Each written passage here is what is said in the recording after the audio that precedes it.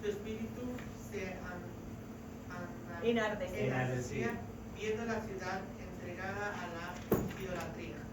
Así que discutía en la sinagoga con los judíos y piadosos, y en la plaza cada día con los que concurrían. Y algunos filósofos de los epicúreos y de los estoicos disputaban con él. Y unos decían: ¿qué querrá decir este palabrero? Y otros: parece que es predicador de nuevos dioses, porque les predicaba el evangelio de Jesús y de la resurrección. Amén. Y aquí vemos que Pablo llega a Atenas y él está esperando a Silas y a Timoteo. Pero fíjense que en vez de Pablo decir, pues me voy a sentar aquí a esperar a Silas y a Timoteo que vengan, Pablo lo que hizo fue que empezó a caminar por Atenas.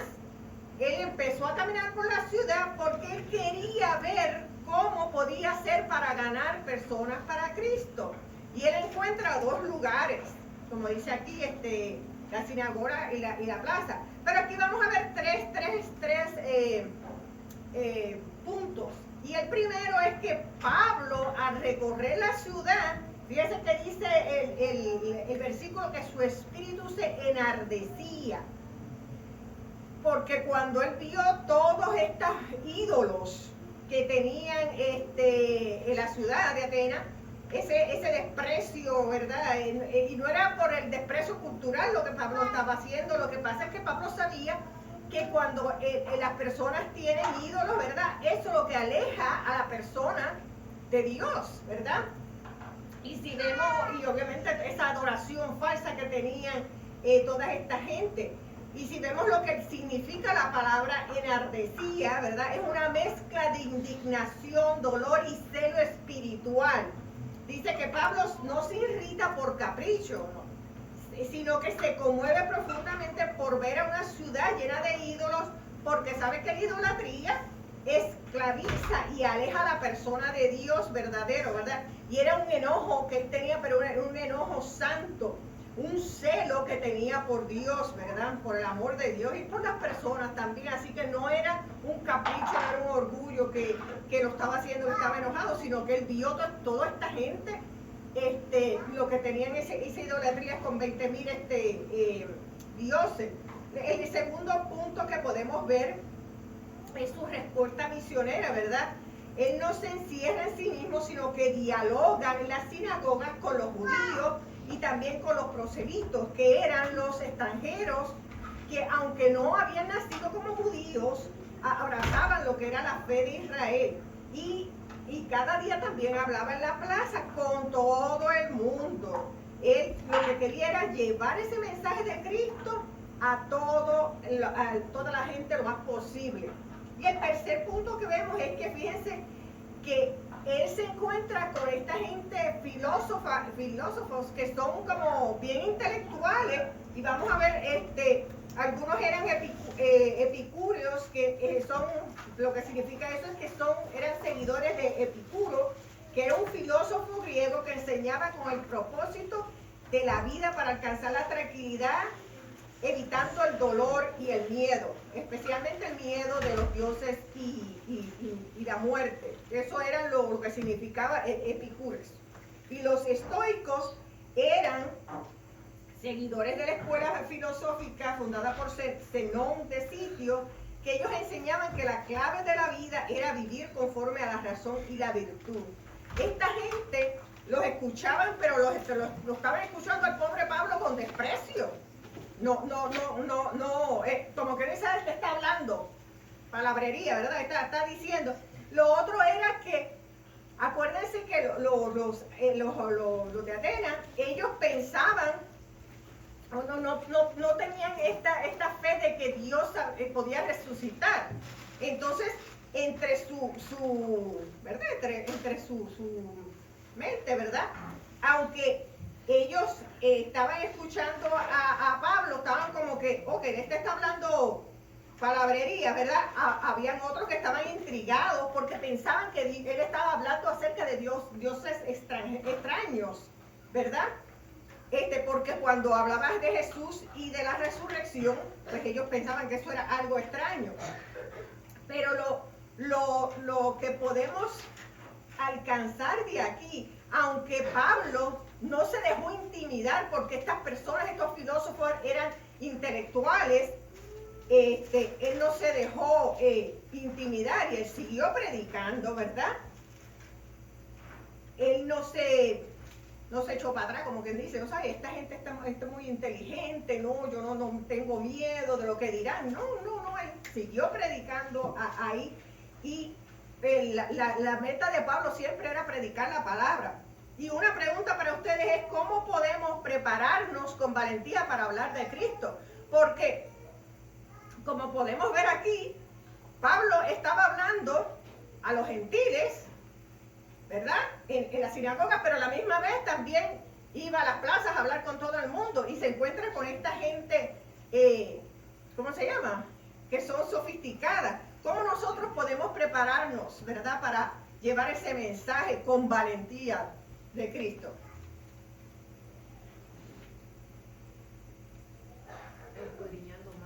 Escudriñando más la palabra. Tratando de adquirir más conocimiento por medio de clases y cosas así. Exacto, prepararnos, porque cuando uno está preparado para defender el Evangelio, uno no tiene miedo de nada.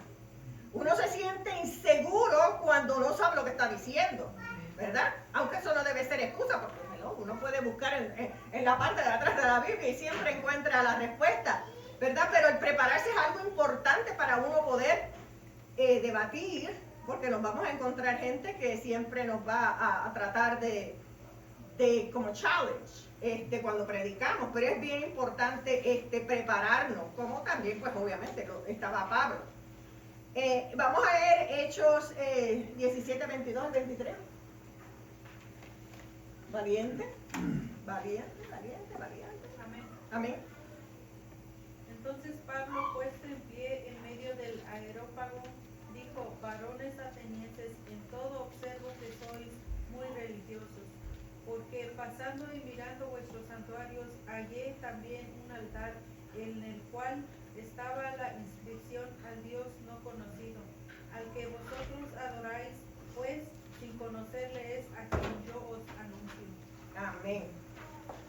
Y fíjense que Pablo sabe que esta gente son bastante religiosas, pero era una como religión, obviamente una religión que estaba equivocada, porque ellos lo que tenían era, creían en muchos dioses, pero Pablo sabía que ellos estaban espiritualmente vacíos.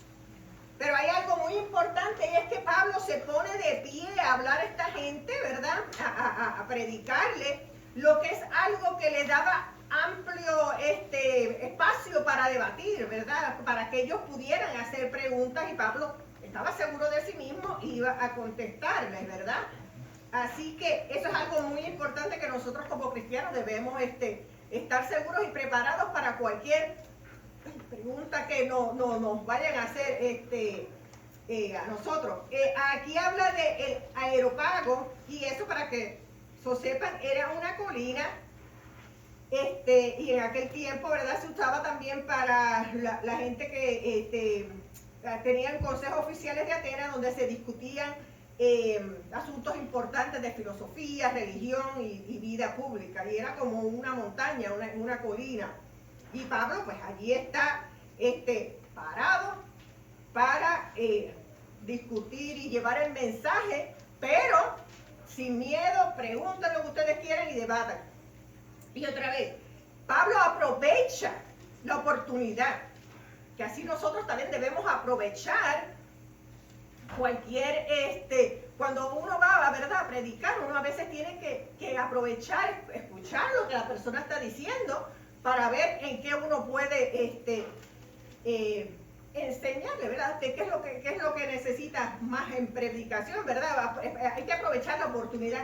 Y Pablo, fíjense que ve que ellos mencionan un altar que decía al Dios no conocido. Y Pablo lo que les dice es, ustedes adoran a dioses que no conocen. Ustedes están adorando a dioses que ni siquiera conocen. Pero ustedes están adorando a 20,000 deidades, ¿verdad?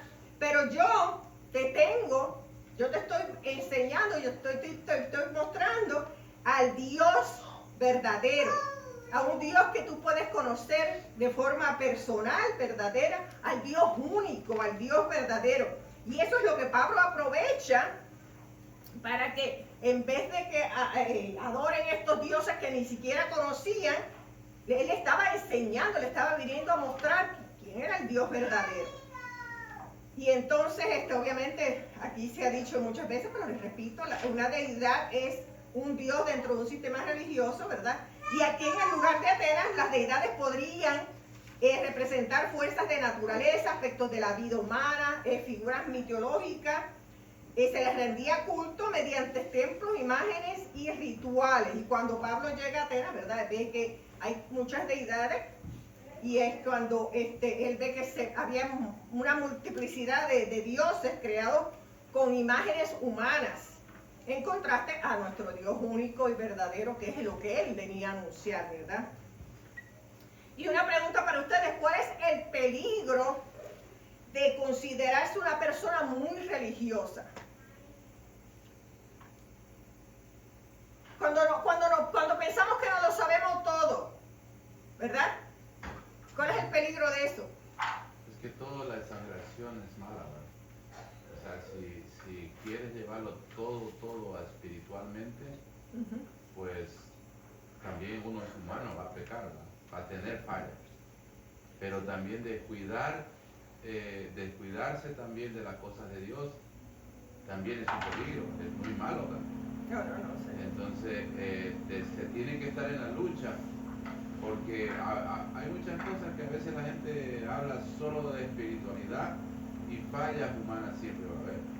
Amén. Entonces, el riesgo de ser exagerado es también. Y no lo sabemos todo, definitivamente. Eso como decimos en Puerto Rico, que hay mucha gente que camina con la Biblia exactamente, no lo quería decir yo. Pero, exacto. Y entonces, pero ¿dónde está tu espiritualidad? ¿Dónde está esa madurez espiritual que necesitamos nosotros como cristianos? Porque nosotros tenemos que seguir la meta de Cristo, ¿verdad? Y no lo sabemos todo, y es un proceso que siempre estamos aprendiendo algo. Cada día aprendemos algo en un estudio, en algo, así que no lo sabemos todo. Pero obviamente, volviendo para Pablo aprovechaba el conocimiento que tenía para llevar la palabra de Dios y no solo el conocimiento que tenía, ¿verdad? Porque Pablo era muy amoroso de Dios, pero también él buscaba las circunstancias alrededor. Él buscaba lo que fuera necesario para aprender cómo llevar ese mensaje a la gente de Atenas, ¿verdad? En este caso. Así que eso es muy importante, a veces buscar lo que estamos alrededor, cómo podemos llevar el mejor mensaje a alguien que no ha escuchado la palabra. Hechos 30 al 31, voluntario. 17, 30, 31. Amén. Pero Dios, habiendo pasado por alto los tiempos de esta ignorancia, ahora manda a todos los hombres en todo lugar que se arrepientan, por cuanto ha establecido un día en el cual juzgará al mundo con justicia, por aquel varón a quien designó, dando fe a todo con haberle levantado de los muertos. Amén, ¿verdad? Y este es el mensaje como principal, ¿verdad? Y aquí Pablo le está diciendo, Dios no es un ídolo de oro, de plata, de piedra, no es una escultura, no es una imagen, no es una idea humana, le está diciendo a esta gente, ¿verdad? Y le está diciendo, Dios con su paciencia, ¿verdad? Él ha ignorado todo lo que ustedes están haciendo, todo este revolú de imágenes, ¿verdad? Y le está mostrando que Dios ha tenido misericordia de ellos. Y no le estaba juzgando porque ellos tenían y estaban idolatrando a esta gente, pero todo tiene un límite.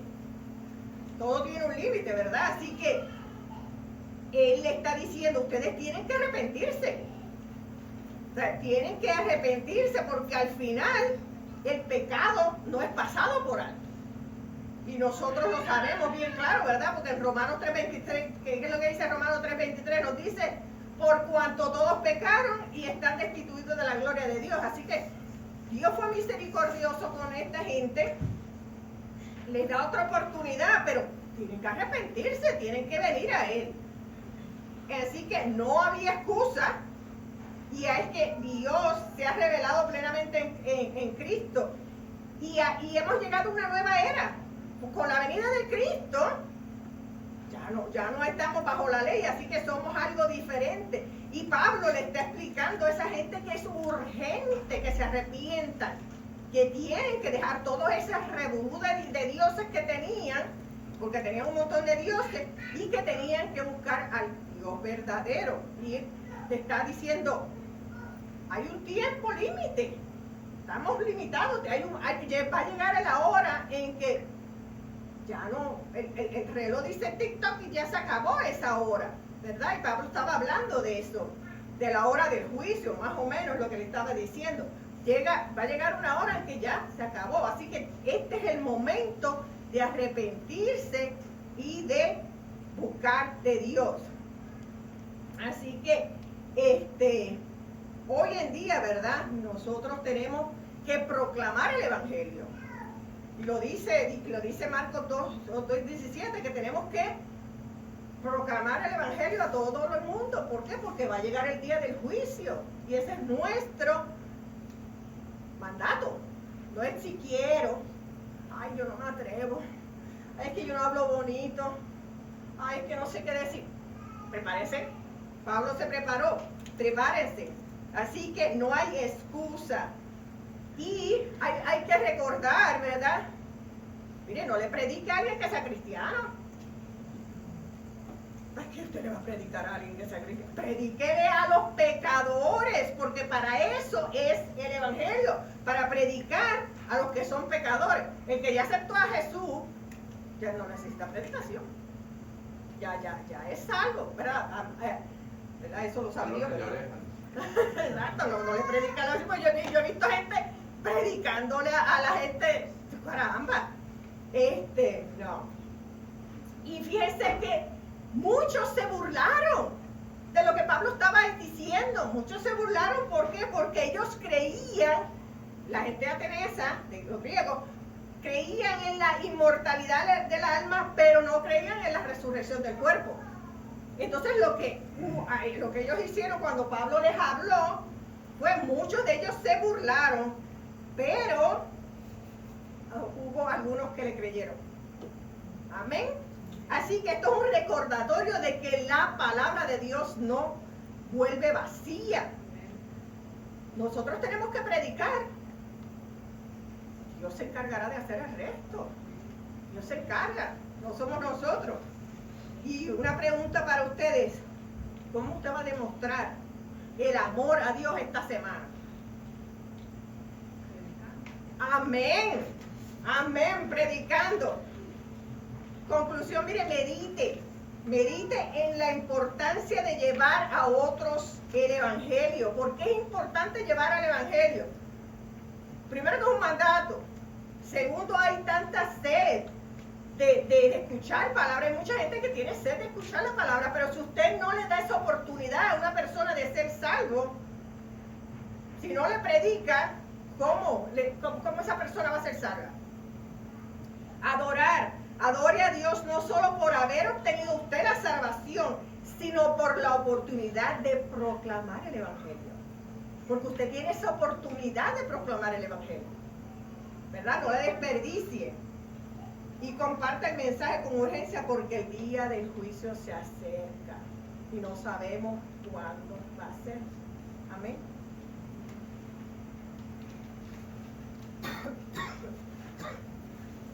Que Dios les bendiga. Que Dios les bendiga, hermanos.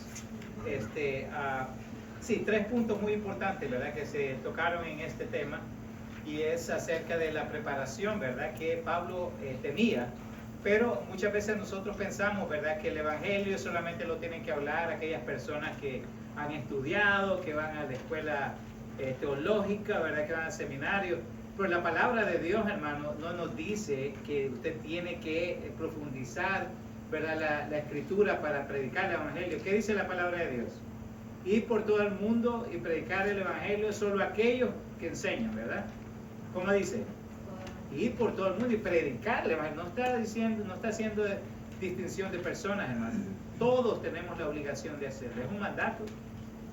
Y cuando a nosotros se nos dice, por ejemplo, el jefe nos dice, tienes que hacer esto, ¿lo pensamos antes de hacerlo? No. Lo tenemos que hacer, hermano. Y el mandato de Dios es el único mandato, hermano, de toda la tierra que pasa por desapercibido. Muchos pensamos que es tarea de los demás, pero nunca que es tarea de nosotros. Pablo nos está enseñando acá que eso es algo que cada uno de nosotros debemos de hacer. El libro de Primera de Pedro 3:15 dice que cada uno de nosotros debe estar preparado para presentar defensa del Evangelio. Porque, hermano, sinceramente, hay muchas personas allá afuera, y hablamos aquí de filosofía, hablamos de los estoicos, hablamos de estas personas, ¿verdad?, ecúperos, ¿verdad? Pero estas personas, que era lo que tenían en común, sabían mucho, eran muy inteligentes. Personas que hablaban, la filosofía, hermano, es todo el tema acerca del hombre. El centro principal de la filosofía es el hombre, la humanidad, ¿verdad? La humanidad. Entonces, cuando el hombre se centra en sí mismo, obviamente que se va a alejar de Dios, porque llega a ser Dios en sí mismo. El hombre, que la atención tiene que estar en el hombre, se convierte eso en su propio Dios. Entonces, la palabra de Dios nos manda a nosotros, hermano, a prepararnos. Si usted dice, hermano, es que yo no puedo, me gustaría preguntarle, ¿dijo esa excusa usted 5 años atrás de no poder? Porque si va 5 años, cada 5 años diciendo, es que, hermano, no puedo, ¿cuándo va a poder? Nunca. Entonces tenemos que romper ese hielo, hermano, de poder decir, bueno, ¿cuándo va a ser mi día que yo puedo hablarle a mis amigos acerca de Dios? Y el otro aspecto que quiero hablar es que el aspecto de religiosidad, ¿verdad? ¿A quiénes fue que Jesucristo tuvo que reprender? A los religiosos. Nosotros no nos consideramos religiosos, hermano. Lo nuestro no es una religión. Hay una diferencia entre lo que es una religión y una fe. Los que crucificaron a nuestro Señor Jesucristo, ¿quiénes fueron? Personas religiosas, hermano. Nosotros no somos religiosos. Cuando usted le pregunta qué religión sos, yo siempre digo, no es una religión, es una fe. Hay una diferencia entre lo que es una religión y lo que es una fe, hermano. Así que las personas que se fijan en una religión simplemente es un conjunto de dogmas, ¿verdad?, que el mismo hombre crea para tratar de llegar a Dios. Y así es por eso que vemos aproximadamente 4.000 diferentes religiones y todo el mundo busca de Dios. Pero aquí vemos un ejemplo donde todo el mundo adoraba todo, menos al Dios verdadero. Por eso les dice Pablo, al Dios al que ustedes adoráis, le dice, y sin conocerle, escuche bien, o sea que estaban adorando a dioses, pero no conocían al Dios verdadero. Y eso pasa en nuestra actualidad, hermano. La gente adora imágenes, la gente adora cualquier cosa que le ocurre en la cabeza, ¿verdad? Pues, si en un árbol ven ahí la dibujada o la imagen de María, van a arrancar ese pedazo del árbol, ¿no? La otra vez cayó un sorbete, ¿verdad? Un ice cream en el piso y formó la imagen ahí como de la Virgen María, a cortar el concreto, hermano, y adorarlo. La gente tiene cualquier forma, la habilidad, hermano, ¿verdad?, de adorar cualquier cosa que les ocurra menos al Dios verdadero. Así que espero que usted esté adorando al Dios verdadero, pero ese Dios verdadero le exige a usted, le comanda a usted, hermano, que se prepare para presentar defensa del Evangelio. Vamos a ponerlo de pie, por favor. Vamos a orar y vamos a tener un momento de refrigerio para que luego podamos empezar el servicio. Señor, gracias por su palabra, gracias por este mensaje, Señor, que nos reta a cada uno de nosotros a prepararnos y poder ser defensores de esta buena noticia, de este evangelio glorioso, Señor, en la cual, como decía el apóstol Pablo, ay de mí si no predicase ese evangelio. Señor, le damos gracias porque nos ha salvado, Señor. Porque, Señor, aún sin merecerlo, Señor, aún siendo personas, Señor, ingratas, desobedientes, Señor, así usted le plació, Señor, morir por nuestros pecados y darnos esa salvación, Señor, ese perdón maravilloso por misericordia, Señor. Nos ha dado esa esperanza, Señor, de heredar esa vida eterna. Pero no solamente queremos quedarnos con ese agradecimiento, Señor. Queremos ir más allá. Queremos actuar, queremos, Señor, que usted use nuestros cuerpos, que use, Señor, nuestra mente, nuestro corazón, nuestros labios para poder pregonar este evangelio a los cuatro vientos. Que, Señor, que al hablar nuestro, Señor, esta palabra pueda llegar y cambiar corazones, que puedan cambiar vidas, Señor. Que podamos, Señor, llevar esperanza a aquellas personas que no la tienen. Que, Señor amado, aquellos que están muertos en delitos y pecados, Señor, que puedan nacer de nuevo, Señor. Pero que seamos influencia de ellos, Señor. Que seamos, Señor, esos guiadores, esos tutores, Señor, espirituales, que llevan a esas personas a conocerle a usted, Señor. Señor, que dejen la idolatría, que dejen su pasada manera de vivir. Te agradecemos por su gran bondad, Señor, y porque siempre ha sido bueno. En el nombre de Jesucristo oramos. Amén. Saludémonos unos a otros en el amor del Señor. Bendiciones.